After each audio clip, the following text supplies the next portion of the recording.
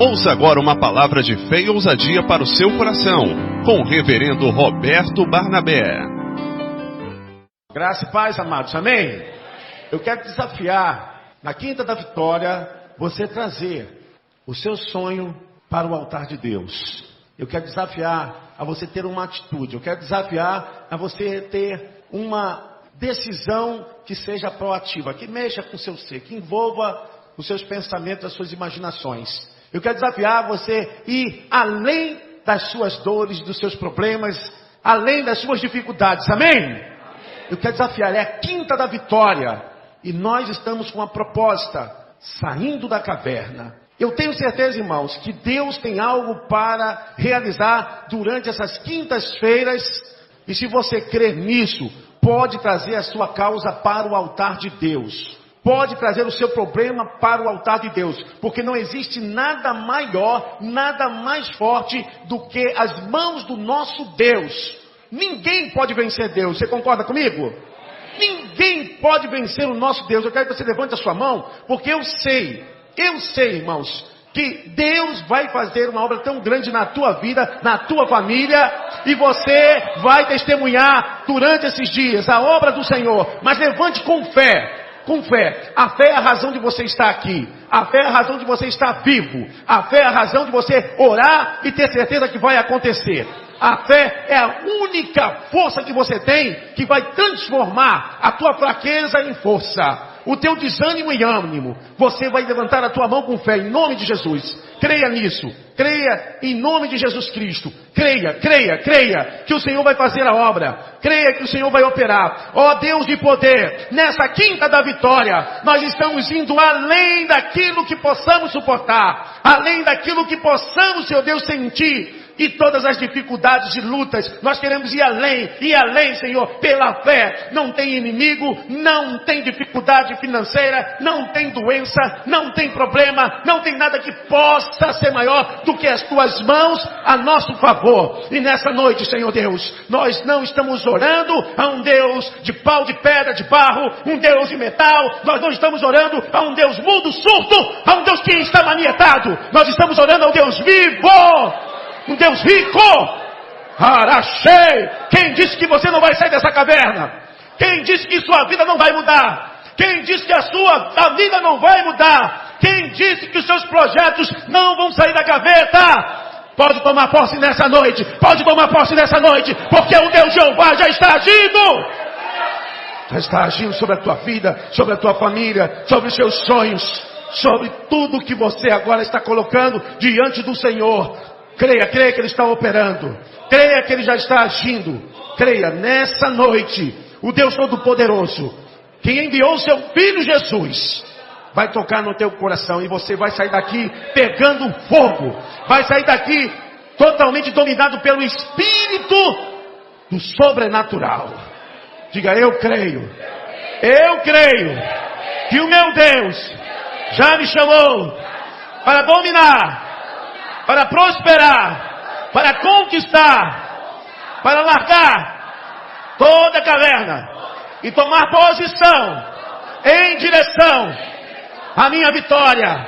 Amém? Você pode aplaudir o nome de Jesus? Glória a Deus. Aleluia. Pega a sua espada em nome de Jesus. 1 dos Reis, capítulo 19, verso 1. Em nome de Jesus, deixa a palavra entrar na sua mente. Deixe a palavra encontrar guarida no seu coração. Existem coisas que nós não podemos confiar na mente. Se puder, escreva. Se puder, escreva. Memorize, guarde a palavra. Porque com certeza essa palavra é tudo. Essa palavra é tudo que você precisa para a sua vitória. Quem despreza a palavra, aquilo que você não reconhece, sai da sua vida. Se você na hora da mensagem não dá valor, aquilo que Deus tem por promessa através da mensagem também sai da sua vida. Quando você dá atenção à mensagem, aquilo que você dá valor, é isso que vai acontecer na sua vida. 1 dos Reis, capítulo 19, diz assim: E Acabe fez saber a Jezabel tudo quanto Elias havia feito, e como totalmente matara todos os profetas à espada.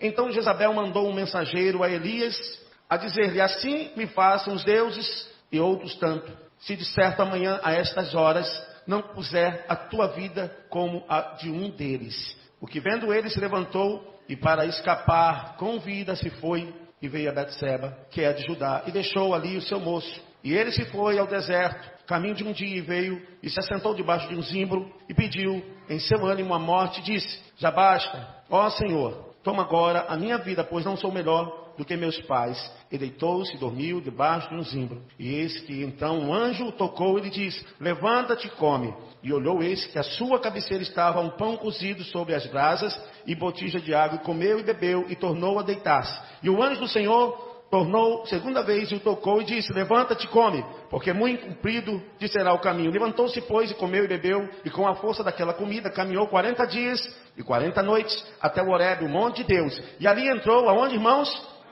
Numa caverna, e passou ali a noite. E eis que a palavra do Senhor veio a ele. Ele disse: que fazes aqui, Elias? E ele disse: tenho sido muito zeloso pelo Senhor, Deus dos exércitos, porque os filhos de Israel deixaram teu concerto, derribaram os teus altares e mataram os teus profetas à espada. E eu fiquei só, e buscam a minha vida para me atirarem. E ele lhe disse: sai para fora e põe-te neste monte perante a face do Senhor. Eis que passava o Senhor, como também um grande e forte vento que fendia os montes e quebrava as penhas diante da face do Senhor. Porém o Senhor não estava no vento. E depois do vento, um terremoto também. O Senhor não estava no terremoto. E depois do terremoto, um fogo. Porém também o Senhor não estava no fogo. E depois do fogo, uma voz mansa e delicada. E sucedeu que, ouvindo a Elias, envolveu o seu rosto na sua capa e saiu para fora e pôs-se à entrada da caverna.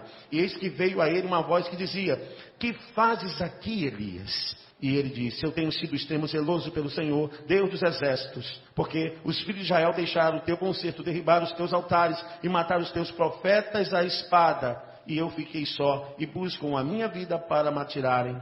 E o Senhor lhe disse: vai, volta pelo teu caminho para o deserto de Damasco, vem e unge a Azael, rei sobre a Síria. Também a Jeú, filho de Nissi, ungirás, rei de Israel. E também Eliseu, filho de Zafate, a Abel, Meloá, ungirás profeta em teu lugar. E há de ser: o que escapar da espada de Azael, matá-lo-á Jeú. E o que escapar da espada de Jeú, matá-lo-á Eliseu. Você pode se sentar.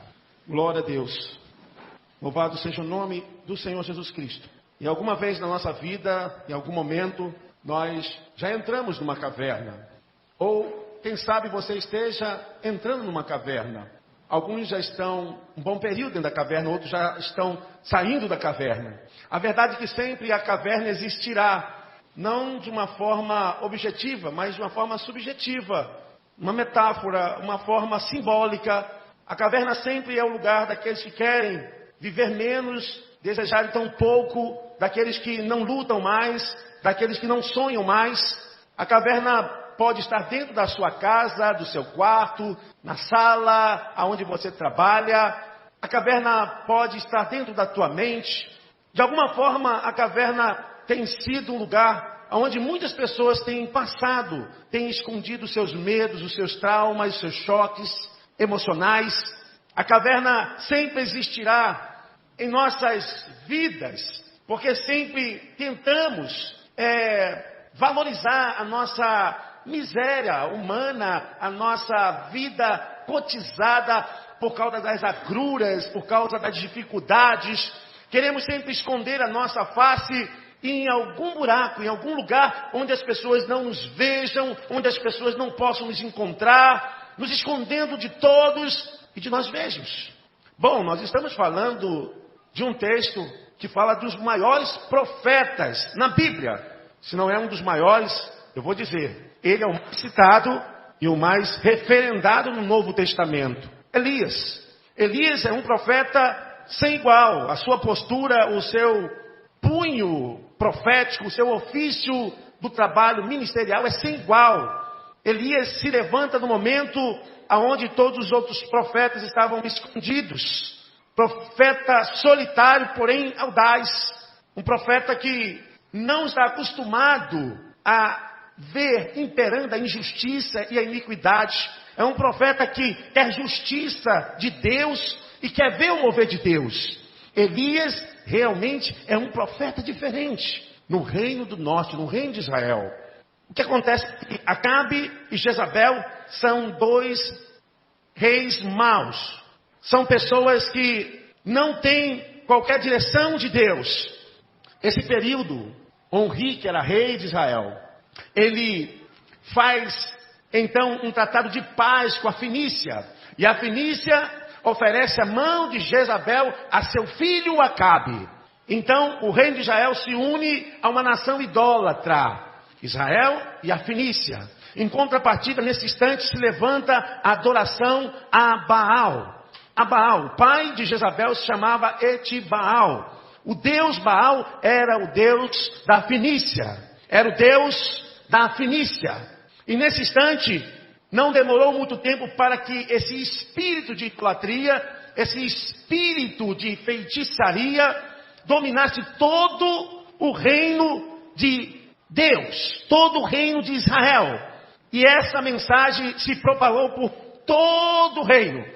E a Bíblia diz que então os profetas de Baal e Azera se levantaram como os profetas dos reis. E nesse instante, os profetas de Deus são acusados, os profetas de Deus são perseguidos, os profetas de Deus são desprezados. E é nesse contexto que se levanta Elias.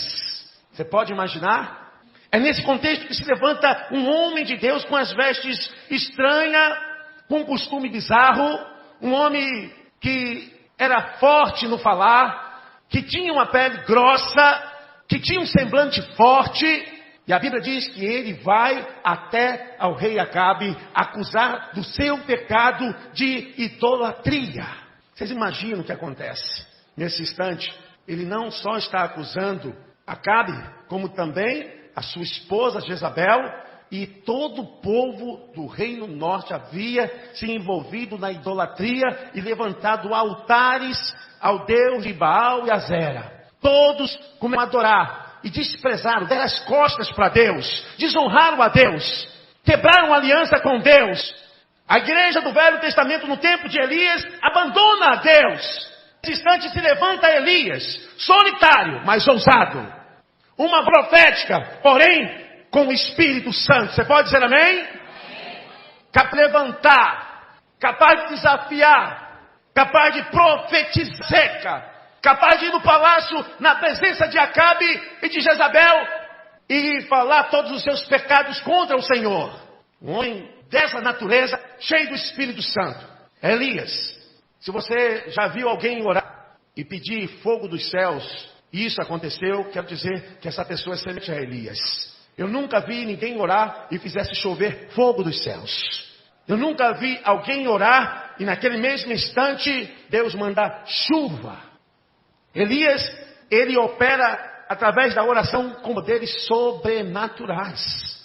Elias tem uma força, uma ousadia que não se intimida pela crueldade de Jezabel e nem tampouco pelos inocentes que foram derramados por causa da espada do rei Acabe. Mas a Bíblia diz que um dia Elias tem desejo de entrar na caverna. Belisca o teu irmão aí, dá uma sacudida no teu irmão. Ei, acorda. Acorda. Todos nós estamos propensos a entrar na caverna. Todos nós estamos propensos a caminhar por um caminho e achar que nós não temos mais missão nessa terra. Somos humanos. A coisa mais gostosa que a Bíblia fala é da humanização de Jesus. Porque não fala de um Jesus super-herói. Não fala de um Jesus que não tem situações que não pudesse suportar. A Bíblia diz que como um de nós, ele sofreu todas as tentações. Hebreus 4, 16 ao 18. Como um de nós, Jesus sofreu todas as pressões, teve fome, sede, foi abandonado, Jesus ficou sozinho, Jesus pediu para ser acolhido na casa das pessoas, e ele mesmo disse que o filho do homem não tinha nem um travesseiro para reclinar a sua cabeça. Jesus Cristo se irou, Jesus Cristo se revoltou contra os mercadores dentro da casa do Senhor. Jesus Cristo teve as mesmas lutas que nós enfrentamos. Deus, homem, 100% homem, 100% Deus. Jesus não venceu porque ele era Deus. Ele não venceu com a prerrogativa de Deus. Ele venceu porque ele foi cheio do Espírito Santo. Mas a Bíblia não esconde a sua humanização. Lá no Getsemane, quando ele passa aquele momento de dor, de sofrimento e de depressão. A Bíblia diz que ele se encolhe e começa a suar. Daqui a pouquinho começa a sangrar. E a Bíblia diz que ele pede ao Pai que passasse o cálice. Mas logo em seguida ele disse que seja feita a sua vontade. Todos nós passamos momentos. Todos nós podemos enfrentar as cavernas das circunstâncias, das lutas, das dificuldades. Quantas vezes você já não procurou um lugar para não ouvir a voz de ninguém? Quantas vezes você já não se escondeu em algum lugar para não estar sendo importunado? Quantas vezes você já pediu abrigo porque você necessitava esfriar a cabeça, você então parar para descansar? Quantas vezes você já não entrou na caverna dizendo, olha, eu vou desistir, eu vou abrir mão, eu não quero mais? Fora as cavernas psicológicas. Se formos ver aqui, tem um bocado de irmãos aqui que ainda estão dentro da caverna psicológica do medo. Não avançam, estão vendo só as figuras na parede. Estão vendo só a sombra daquilo que é real, que passa do lado de fora. Existem pessoas que têm medo de tudo. Existem pessoas que têm medo de sair, de acreditar, de vencer. São as cavernas psicológicas. Quantas pessoas que não conseguem se livrar do trauma, do abuso pelas palavras, do abuso físico, são as cavernas. Talvez de um distrato emocional e você não consegue avançar porque você está dentro dessa caverna. Quantas famílias estão dentro da caverna nessa hora? Pessoas que não conseguem acreditar, não conseguem enxergar. Bom, irmãos, vamos ver que a família também tem vivido dias ruins. E a caverna é tão semelhante como foi para Elias. Caverna. Caverna tem uma metáfora para trazer a nós um momento que queremos nos esconder, que queremos falar que somos fracassados, que não queremos mais. Isso é a nossa natureza. Bom, Elias era um grande homem de Deus, um dos maiores profetas da Bíblia, mas que um dia experimentou uma caverna, que um dia quis se envolver num buraco e não sair mais. É a caverna do dia a dia. Talvez a tua caverna seja a falta de conversa com seu filho, falta de diálogo. Você tenta, mas não consegue sair dessa caverna. Quem sabe a caverna seja uma decepção sentimental, porque você foi enganada ou enganado no passado e você não consegue acreditar mais em ninguém. E você está dentro da sua caverna, não consegue sair para vencer. Qual é a tua caverna? Como você se encontra hoje? Será que você é você ou você é uma pessoa que se passa por você? A Bíblia diz que, dado momento, Elias não tem medo de entregar a sua vida.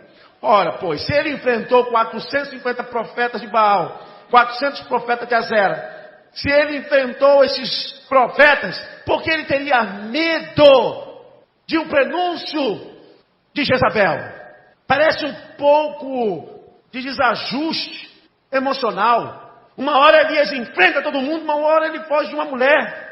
Uma coisa tão desigual. O que cria dentro de nós os motivos para nos escondermos dentro da caverna? Não é da hora para outra. Mas eu quero dizer aos irmãos, nós não podemos ter uma vida que só damos. Se você não recebe, em algum momento você vai ter um desgaste físico, emocional, psíquico, físico, e você vai procurar a caverna. O problema de Elias não é que ele não era forte, ele não era capaz. O problema é que Elias não tinha renovado as suas forças. Se você vive o tempo todo sendo espizinhado com o mesmo problema, com a mesma luta, se você não consegue sair dessa trama, isso vai aos poucos te matando, aos poucos tirando a sua força, aos poucos vai te minando, vai mexendo com as tuas estruturas, vai tirando você do eixo, daqui a pouquinho você está dentro de uma caverna. O problema é que Elias, ele precisava ser renovado, ele precisava ouvir a voz de Deus. O problema é que Paulo estava vazio. Se você só dá. Isso acontece muito com os pregadores, com líderes, chefes de família, donas de casa, que dado momento, a rotina da vida, a rotina do trabalho, dá um desgaste emocional tão grande que a pessoa entra em depressão. Se você não tem motivação, se você não tem novidade, se você não tem aspiração, se você não é renovado, se você não se valoriza, se você não se recobre, se você não mexe com o seu narcisismo, você vai para a caverna. Você pode aplaudir o nome de Jesus?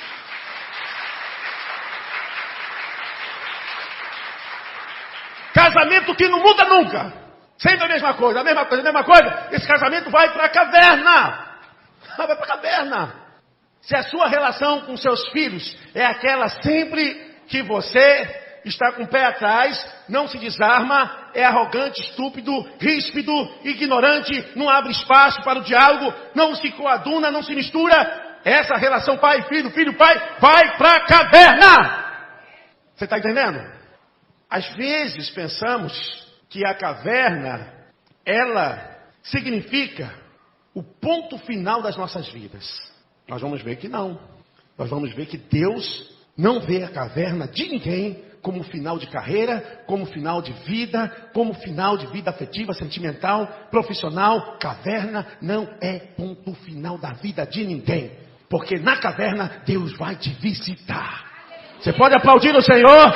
Deus vai te encontrar lá no buraco escuro, lá no lugar úmido, Ele vai te achar. Um homem sozinho, com tanta coragem, enfrenta seu povo, um rei malvado, enfrenta profetas, a sua fé excedeu o seu desespero, a sua paixão excedeu suas queixas, mas um dia ele tem um desgaste emocional tão grande que ele quer sair do cenário. Eu já ouvi pessoas da igreja falarem que não precisam ir para médico, que não precisam de ajuda psicológica. Eu já ouvi pessoas na igreja dizer o seguinte: olha, o seu caso é só com Jesus. A santa ignorância ainda continua presente no meio de muitos irmãos. Se você não entender que o homem, ele é tricotômico, ele é espírito, alma e corpo. Espírito, alma e corpo. O homem, dentro da visão psicológica paulina, 1 Tessalonicenses capítulo 5, versículo 23, fala que o homem precisa de preenchimento no espírito, na alma e no corpo. Ele diz: o mesmo Deus da paz vos santifique em tudo. Ele falou que o homem é um indivíduo. Você não pode dividir. Você precisa preencher o seu espírito e o seu corpo. O problema de Elias é que ele estava sozinho nesse trabalho. Ele encarou, ele enfrentou, ele fez o mover de Deus, profetizou seca, mas dado o momento, ele precisava se encher.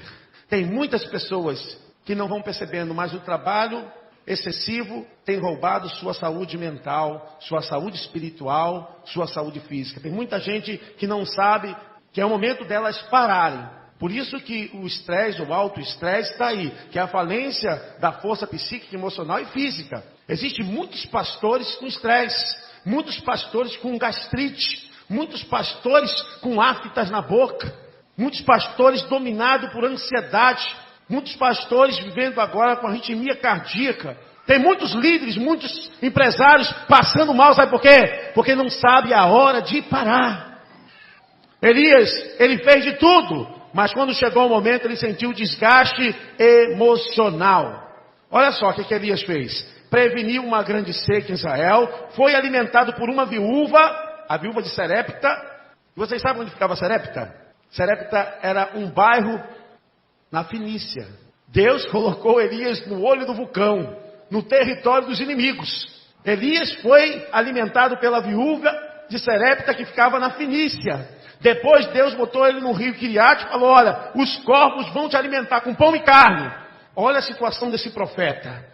Elias desafia 450 profetas, mais 400 profetas de Azera, mobiliza as pessoas para destruir os ídolos em Israel, ora para que chova em Judá, foge da tempestade da carruagem de Acabe e confrontado por Jezabel. E quando ele passa por tudo isso, vem as consequências. Diga para o seu irmão: tome cuidado, cuide de você. Você pode aplaudir o Senhor? Cuide de você. Sair da caverna não é fácil.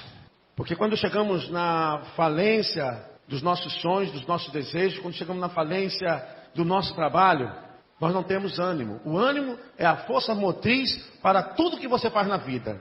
Desanimado, você não quer comer, você não quer beber, você não quer sair, você não quer trabalhar. Desanimado, você não quer nem namorar. Desanimado, você não quer fazer caminhada, você não quer nada. Desanimado, você tem desejo só de ficar quieto, parado, morrendo aos poucos. A depressão crônica mata. A depressão mata. Desanimado, você não faz nada. Desanimado, você não constrói nada. E nós vamos percebendo que Elias, ele começa a sofrer as consequências profunda de uma vida ativista, de uma vida automatizada. Se você não quer ir para a caverna, conheça os seus limites. Se você não quer ir para a caverna, conheça a hora de você buscar. O problema de Elias é que ele era tão espiritual e gastou tudo que tinha. E quando estava vazio, foi para a caverna. Tem muitos irmãos que são assim. É temporada na igreja, temporada buscando ao Senhor. Aí quando estão bem, dão tudo que têm, mas não renovam as forças. Quantas pessoas que você fala do amor de Deus durante o dia? Quantas pessoas que você fala do Evangelho? Para quantas pessoas que você fala da grande obra do Espírito Santo? Eu te pergunto, quantas vezes você tem buscado ao Senhor para renovar a sua vida por aquilo que você está dando? Amém, irmãos? Elias estava agora num vazio e ele precisava se preencher. Eu vou te dizer aqui as consequências dentro da Bíblia, numa visão psicanalítica, o que Elias passou. Eu botei Elias hoje pela manhã no divã. Eu analisei Elias. O que aconteceu com Elias? Nada de tão diferente do que acontece comigo, com você, se nós não despertarmos para essa tão grande realidade da existência humana. A Bíblia diz no versículo número 3 do capítulo 19, que Elias experimenta baixa estima. Ele quer ficar isolado. A Bíblia diz o seguinte, que o que vendo ele se levantou e para escapar com vida e se foi e veio a Betseba, que é de Judá. E o que ele faz ali, irmãos? O que ele diz aí no texto? E deixou ali o seu... Ele deixou o seu moço e quis ficar sozinho. Sintoma, um sinal. É um sinal de que a sua estima está baixa. Ele deixa o seu moço. Ele quer saber de defender a sua vida. Ele quer saber de fugir daquele quadro. A baixa estima de Elias é totalmente visível. O que é a baixa estima? É aquilo que você vê de você mesmo. É a sua imagem refletida no espelho. É a sua vida com uma visão caída. É o seu rosto mergulhado na fraqueza. É você ter uma total visão distorcida de você. Elias começa a ter baixa estima. É não se dar valor. É não se amar. Quantas pessoas na igreja que a gente vê assim? Quantas pessoas que estão dentro de uma caverna psicológica? Pessoas que têm problemas relacionados a cabelo, a altura, a tamanho de nariz, tamanho de seio, tamanho de pé, tamanho de braço, de perna, cheio de preconceitos, cheio de esquisitices na mente, não se ama, não se gosta, cheio de problema. Baixa estima. Você tem uma caverna na sua mente. Se o cabelo é liso, se o cabelo é duro, se é louro, se é castanho, se é preto. Se ame, meu irmão. Deus te criou do jeito que você é especial para Deus. Ele te ama. Você pode aplaudir o nome do Senhor, aplauda o nome do Senhor.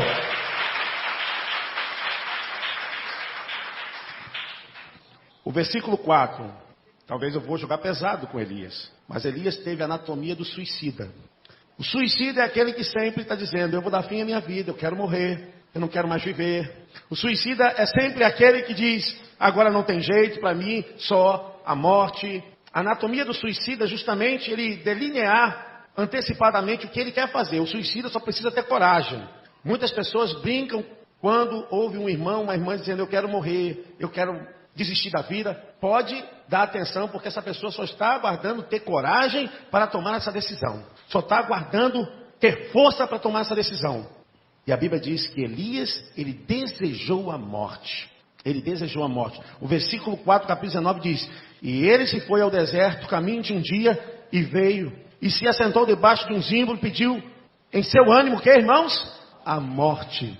Ele pediu a morte. Não quero mais viver, desisto da vida. Eu não quero mais ser profeta, eu não quero ser mais marido, eu não quero ser mais esposa, eu não quero ser mais pastor.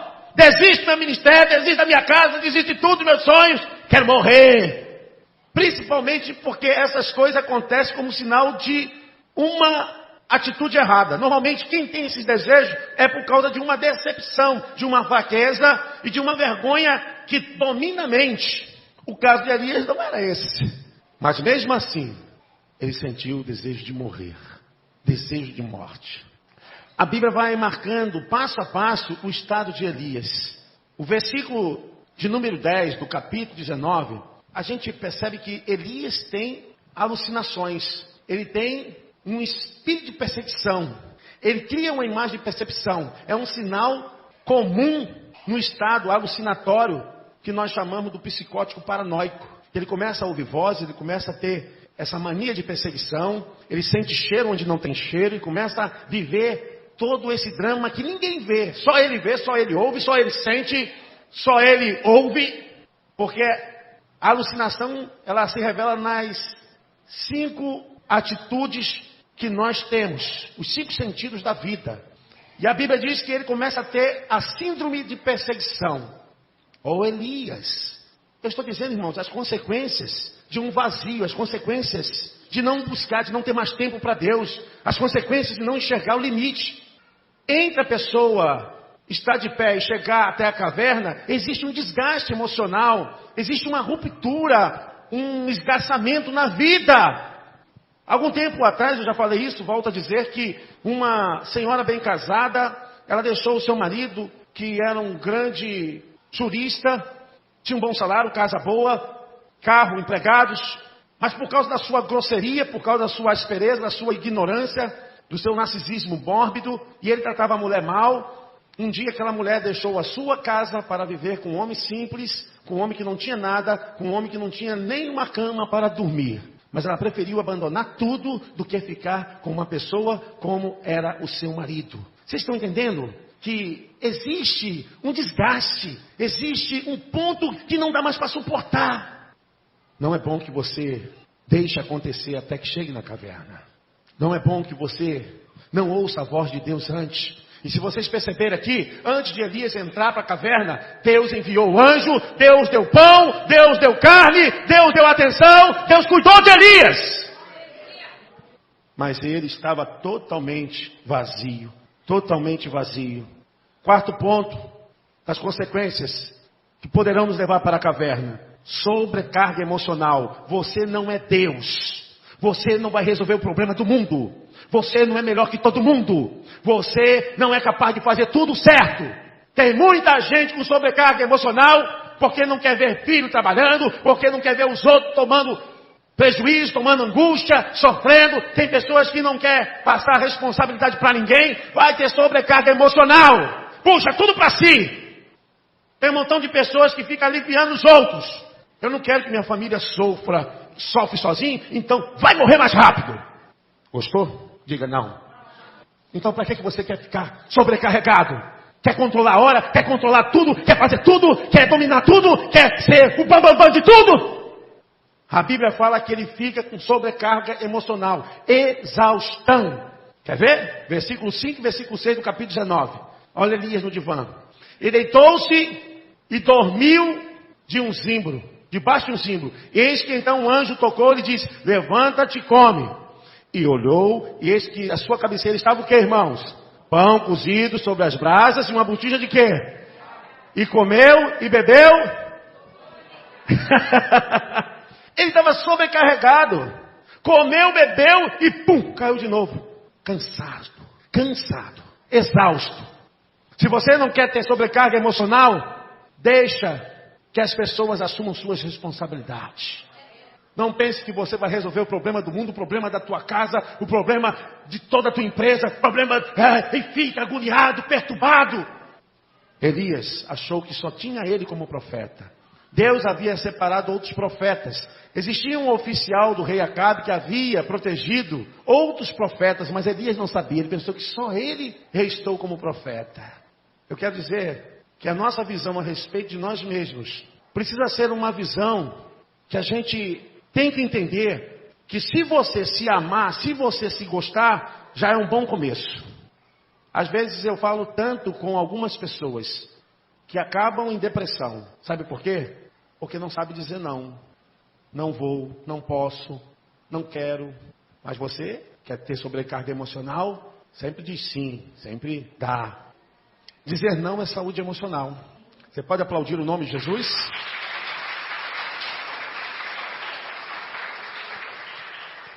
A Bíblia diz que ele teve sobrecarga emocional. O anjo tocou, botou comida para ele, e ele comeu, bebeu, e estava exausto, voltou a dormir. Quinto ponto, das consequências que poderão nos levar para a caverna. Depressão. Versículo 4, capítulo 19. E ele se foi ao deserto, caminho de um dia, e veio e se assentou debaixo de um zimbro e pediu em seu ânimo a morte. E disse, aí vem a depressão, já basta, ó Senhor, toma agora a minha vida, pois não sou melhor do que meus pais. Ele pensou que fosse a tábua de salvação.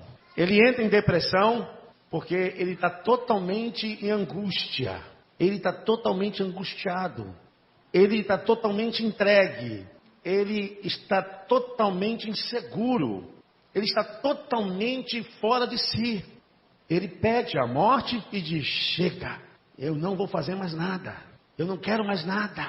Esse é o sinal da depressão, da desistência, de não lutar, de não ser persistente.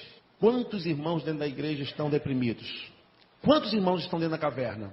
E a depressão não é só pelo caso da pessoa estar num vazio, a pessoa está se sentindo para baixo. Porque existem pessoas com depressão com hiperatividade. Tem pessoas que têm psicopatias, cheias de sinais, cheias de esquisitices, e falam uma palavra, assim de dispar, assim de pensamento acelerado, falam uma palavra em cima da outra, tudo embolado. E pessoas que sinalizam muito, pode ter certeza, essa pessoa está em depressão. E as pessoas pensam que ela está feliz, está bem, porque está animada, está cheia de toque.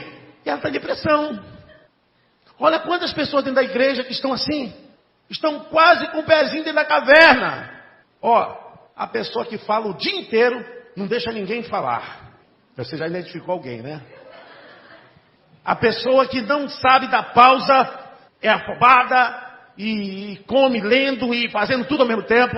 Mas está em depressão. Chega um momento na vida de Elias que ele está vazio. E ele dá fim ao seu ministério. Eu queria estar pregando para pastores.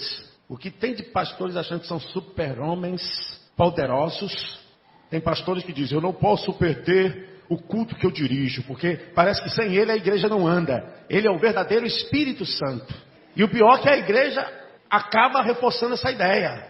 Irmãos, se eu não estiver aqui, vocês têm que vir.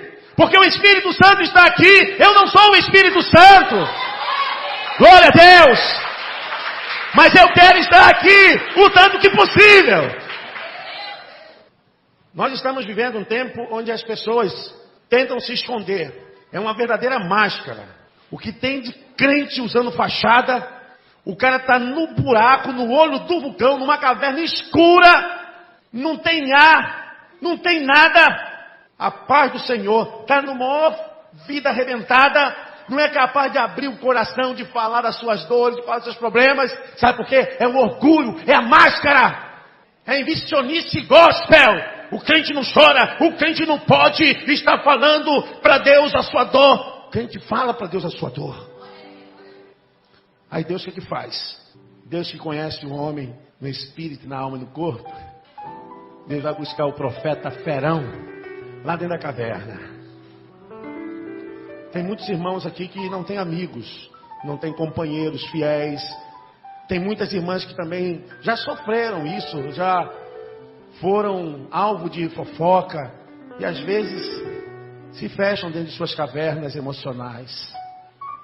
Gostaria tanto de falar um pouquinho, né? Mas não confio em ninguém. Mas cuidado para que você não permaneça dentro dessa caverna. Elias estava dentro da caverna e Deus pergunta por 2 vezes: o que fazes aí, Elias? Por 2 vezes Deus pergunta, falando: você não tem que estar dentro da caverna. Você pode até passar pela... Ainda que eu andasse pelo vale, o crente passa. Ele não fica no vale da sombra da morte. Você pode aplaudir ao Senhor. Glória a Deus. O crente pode até passar pela caverna. Agora, ficar dentro da caverna não é lugar do crente. A Bíblia diz que Deus vai atrás de Elias. Deus faz um espetáculo.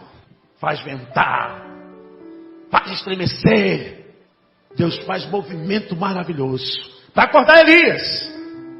Aí depois vem uma calmaria. E Elias ouve a voz de Deus, vai até a entrada da caverna, diz o texto. E Deus volta a falar para Elias. Olha o que Deus fala. Versículo 9. Que fazes aqui, Elias? Essa é a palavra de Deus. Depois Deus fala novamente para Elias. Depois de ter vindo o vento forte, o terremoto, o fogo. Ele vai até a entrada da caverna, versículo 13. E Deus pergunta: que fazes aqui, Elias? Percebe uma coisa, irmãos? Elias pensou que a caverna fosse o fim dele. Depois que Deus conversou com ele, aquele profeta desanimado, caído, aquele profeta encabrunhado, aquele profeta que estava medroso, aquele profeta que estava totalmente na depressão, cheio de esquisitices. Olha o que Deus fala depois para ele. Deus dá uma mensagem para ele. O Senhor lhe disse, versículo 15: vai, volta pelo teu caminho para o deserto de Damasco.